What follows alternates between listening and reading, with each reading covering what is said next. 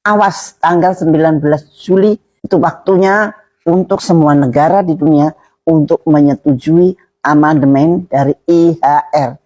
IHR adalah International Health Regulation. Itu adalah bukunya WHO di dalam meregulasi kesehatan internasional. Beberapa bulan yang lalu IHR amandemen sudah disetujui secara tidak sah. Dan batasnya adalah nanti tanggal 19 Juli. Kalau 19 Juli semua negara setuju, iya IHR akan berlangsung. Ini pesan untuk Pak Prabowo. Amandemen IHR ini sangat berbahaya untuk kedaulatan bangsa dan negara kita, Pak. Ini gandengannya dengan pandemic agreement. Ini aturan-aturan yang terperinci diatur di sini.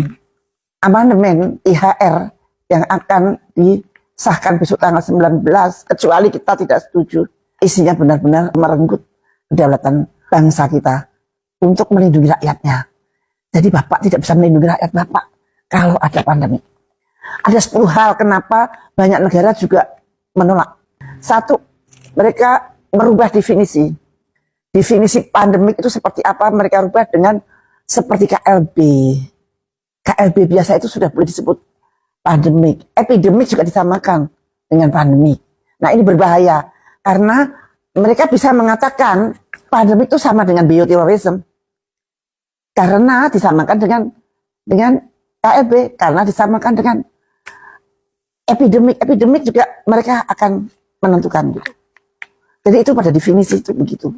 Tidak perlu ditemukan virus zoonosisnya. Nah ini berbahaya Pak. Nomor 2, Dirjen WHO adalah orang yang berhak mengatakan ini pandemi, ini epidemik, ini KLB, bukan Menteri Kesehatan, bukan Presiden.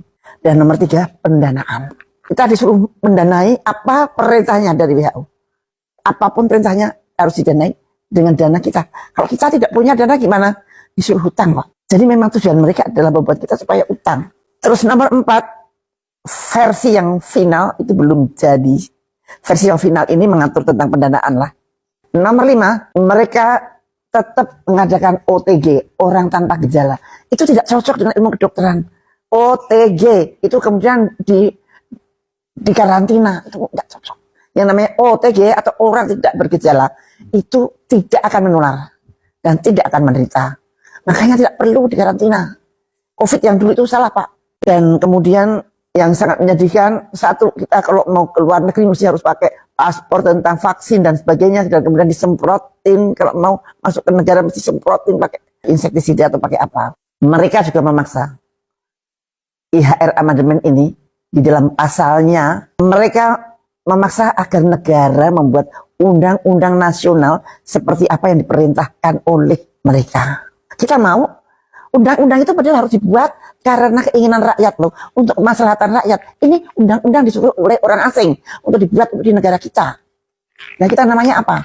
Tentang alkes, tentang obat-obatan, semua itu adalah domain mereka. Kita tidak boleh menentukan. Pokoknya obat apa yang harus diberikan pada rakyat itu perintah mereka. Apalagi mau pakai obat herbal Indonesia, oh no way.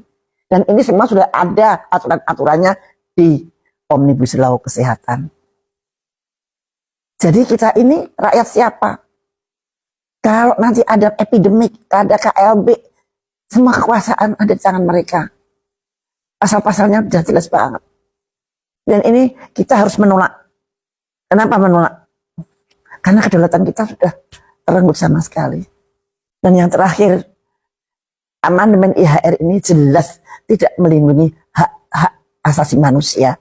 Pak Presiden, ini hanya di tangan Pak Presiden yang bisa membatalkan supaya kita tidak ikut IHR amandemen. Karena menteri kita sebagai wakil dari negara ini di WHO sana menyetujui, padahal nanti akibatnya sangat-sangat rumit urusannya. Dan yang paling dirugikan memang negara dan kemudian bangsanya. Jadi mudah-mudahan ini bisa didengarkan oleh siapapun, mudah-mudahan oleh pembuat kebijakan. Mudah-mudahan DPR juga memikirkan ini. Mudah-mudahan Pak Prabowo mendengarkan ini. Jangan mau disir oleh kekuatan manapun juga ketika Bapak memimpin bangsa ini. Kami Pak rakyat ini sangat mengharapkan Bapak bisa melindungi seluruh bangsa Indonesia sesuai dengan preambul Undang-Undang Dasar 45 yang Bapak selalu dengung-dengungkan.